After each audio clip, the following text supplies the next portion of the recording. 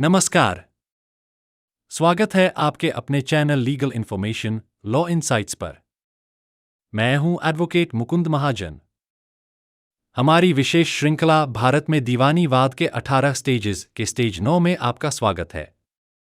जब वादी पक्ष अपना साक्ष्य, मुख्य परीक्षण, जिरह और पुनः परीक्षण, evidence, examination in chief, cross and re examination पूरा कर लेता है, तो अब प्रतिवादी को अपना पक्ष प्रस्तुत करने का अवसर मिलता है। इस स्टेज को कहा जाता है प्रतिवादी के साक्ष्य का हल्फनामा दाखिल करना, जिसे प्रतिवादी के गवाहों की मुख्य परीक्षा भी कहा जाता है। स्टेज 9 में क्या होता है? प्रतिवादी शब्दपूर्वक एक लिखित हल्फनामा दाखिल करता है। इसमें शामिल होते हैं प्रतिवादी का तथ्यों का पक्ष, वादी के आरोपों का खंडन, कोई भी प्रतिदावा या बचाव, रक्षा के समर्थन में दस्तावेज और डिजिटल साक्ष्य। सीपीसी संशोधन 2002 के अनुसार जैसे वादी ने किया था, उसी प्रकार प्रतिवादी का हल्फनामा, एफिडेविट, मुख्य परीक्षा का स्थान लेता है। संबंधित विधिक प्रावधान, मुख्य परीक्षण, एग्जामिनेशन इन चीफ और साक्ष्य के हलफनामे से संबंधित प्रक्रिया को निम्नलिखित विधिक प्रावधानों के अंतर्गत नियंत्रित किया जाता है। सबसे पहले, दीवानी प्रक्रिया संहिता 1908 की आदेश 18 नियम 4 यह निर्दिष्ट करता है कि गवाह का मुख्य परीक्षण हलफनामे के रूप में किया जा सकता है, जिसे साक्ष्य के रूप में प्रस्तुत किया जाता है। इसके अतिरिक्त भारतीय साक्ष्य अधिनियम 2023 की धारा 54 से 65 दस्तावेजी साक्ष्य के नियमों को स्पष्ट करती है। वहीं धारा 63(4) विशेष रूप से इलेक्ट्रॉनिक साक्ष्यों की स्वीकार्यता से संबंधित है। साथ ही भारतीय शपथ अधिनियम 1969 यह आवश्यक करता है कि साक्ष्य के रूप में प्रस्तुत किया गया हल्फनामा विधिवत रूप से शपथ या प्रतिज्ञा के अधीन होना चाहिए, ताकि उसकी प्रामाणिकता सुनिश्चित की जा सके। प्रतिवादी द्वारा प्रस्तुत शपथ पत्र में दी गई जानकारी। प्रतिवादी द्वारा प्रस्तुत किए गए साक्ष्य के शपथ पत्र में कई महत्वपूर्ण तत्व सम्मिलित होते हैं। सबसे पहले, अभिप्रमाणक, डिपोनेंट का व्यक्तिगत विवरण जैसे नाम, आयु, पता आदि स्पष्ट रूप से उल्लिखित होता है। इसके बाद वादपत्र में किए गए प्रमुख आरोपों का उत्तर प्रतिवादी द्वारा अपने दृष्टिकोण से दिया जाता है। इसके अतिरिक्त वह फैक्ट्स जिनको प्रतिवादी स्वतंत्र रूप से सिद्ध करना चाहता है, उन्हें भी विस्तारपूर्वक शामिल किया जाता है। शपथ पत्र में प्रस्तुत दस्तावेजों की सूची भी दी जाती है और उन्हें उचित रूप से चिह्नित, जैसे DW1, DW1B आदि, किया जाता है ताकि उनका संदर्भ स्पष्ट हो सके। यदि कोई डिजिटल या इलेक्ट्रॉनिक साक्ष्य प्रस्तुत किया गया हो, तो उसका प्रमाणीकरण भारतीय साक्ष्य अधिनियम 2023 BSA के अंतर्गत किया जाना आवश्यक होता है, ताकि उसकी स्वीकार्यता न्यायालय में बनी रहे। डिजिटल साक्ष्य BSA 2023 के अंतर्गत नियम। यदि प्रतिवादी अपने पक्ष में email, phone call log, UPI भुगतान रसीदें, व्हाट्सएप चैट या CCTV फुटेज जैसे डिजिटल रिकॉर्ड्स पर निर्भर करता है, तो भारतीय साक्ष्य अधिनियम 2023 की धारा 63(4) के तहत कुछ आवश्यक औपचारिकताओं का पालन अनिवार्य है।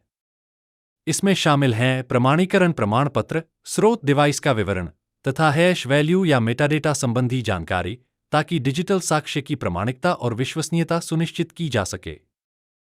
इनके बिना साक्ष्य अस्वीकार या अविश्वसनीय माना जा सकता है। प्रत्यक्ष उदाहरण, केस स्टडी। वर्ष 2024 में एक हाउसिंग विवाद में वादी ने प्रतिवादी पर अवैध कब्जे का गंभीर आरोप लगाया। इस आरोप के जवाब में प्रतिवादी ने अपने साक्ष्य के हलफनामे के साथ कई महत्वपूर्ण दस्तावेज न्यायालय के समक्ष प्रस्तुत किए। इनमें बिजली के बिल, बिल्डर के साथ हुई व्हाट्सएप चैट और ऑनलाइन भुगतान की रसीदें सम्मिलित थीं। चूंकि ये सभी दस्तावेज डिजिटल स्वरूप में थे, अतः प्रतिवादी ने उन्हें भारतीय साक्ष्य अधिनियम 2023 की धारा 63(4) के अनुरूप आवश्यक प्रमाणपत्रों के साथ संलग्न किया। न्यायालय ने प्रतिवादी द्वारा प्रस्तुत हलफनामे को विधिसम्मत मानते हुए उसे स्वीकार किया और सभी डिजिटल साक्ष्यों को क्रमशः DW1 से DW1E तक अंकित, मार्क्ड किया। यह मामला दर्शाता है कि प्रमाणित डिजिटल साक्ष्य न्यायिक प्रक्रिया में कितने प्रभावी हो सकते हैं।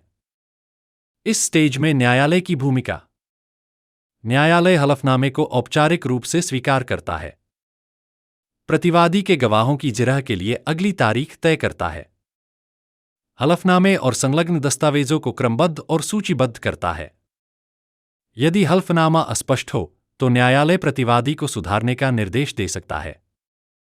सारांश स्टेज 9 प्रतिवादी का साक्ष्य हलफनामा। इस चरण में प्रतिवादी द्वारा शब्दपूर्वक लिखित साक्ष्य प्रस्तुत किया जाता है, जो सिविल प्रक्रिया संहिता के आदेश 18 नियम 4 और भारतीय साक्ष्य अधिनियम 2023 की धाराएं 54 से 65 के अंतर्गत होता है। इसमें प्रतिवादी के तथ्य, खंडन, प्रति दस्तावेज और यदि हो तो डिजिटल साक्ष्य शामिल रहते हैं। दस्तावेजों का अंकन DW1, DW1B आदि के रूप में किया जाता है। यदि डिजिटल प्रमाण प्रस्तुत किए जाते हैं तो धारा 63(4) BSA 2023 के अनुसार उनका प्रमाणीकरण, स्रोत डिवाइस का विवरण और हैश वैल्यू या मेटाडेटा जानकारी देना अनिवार्य होता है। अगला स्टेज वादी के वकील द्वारा जिरह। प्रतिवादी के वकीलों के लिए व्यावहारिक सुझाव। रक्षा साक्ष्य की निर्धारित तारीख पर ही हलफनामा दाखिल करें और उसमें सभी सहायक दस्तावेज संलग्न करें, यह सुनिश्चित करते हुए कि वे प्लीडिंग्स से मेल खाते हों। प्रदर्शों को स्पष्ट रूप से DW1, DW1B आदि के रूप में अंकित करें और हलफनामे में उनका सटीक संदर्भ दें। यदि कोई डिजिटल साक्ष्य प्रस्तुत किया जा रहा है तो उसे प्रमाणित और सत्यापित करना अनिवार्य है। साथ ही कोर्ट में उपस्थिति से पहले अभिप्रमाणक को सामग्री से भलीभांति अवगत कराना भी आवश्यक होता है, ताकि साक्ष्य प्रक्रिया सुसंगत और प्रभावी रूप से संपन्न हो सके। बचने योग्य गलतियां। हलफनामे में अस्पष्ट या विरोधाभासी बयान देना। वादपत्र प्लेंट में लगाए गए प्रमुख आरोपों का स्पष्ट उत्तर न देना तथा बिना किसी साक्ष्य के सामान्य खंडन करना प्रतिवादी के पक्ष को कमजोर कर सकता है। इसके साथ ही नए नियमों के तहत डिजिटल साक्ष्य के आवश्यक प्रमाणन और सत्यापन को नजरअंदाज करना एक गंभीर त्रुटि मानी जाती है, जो न्यायालय में प्रस्तुत साक्ष्य की स्वीकार्यता को प्रभावित कर सकती है। इस वीडियो को देखने के लिए धन्यवाद। यदि आपको यह जानकारी उपयोगी लगी हो तो कृपया लाइक करें, सब्सक्राइब करें और अपनी राय कमेंट में साझा करें। अधिक कानूनी जानकारी के लिए बेल आइकन दबाना न भूलें। मैं आपसे अगले वीडियो में फिर मिलूंगा। जय हिंद, जय भारत।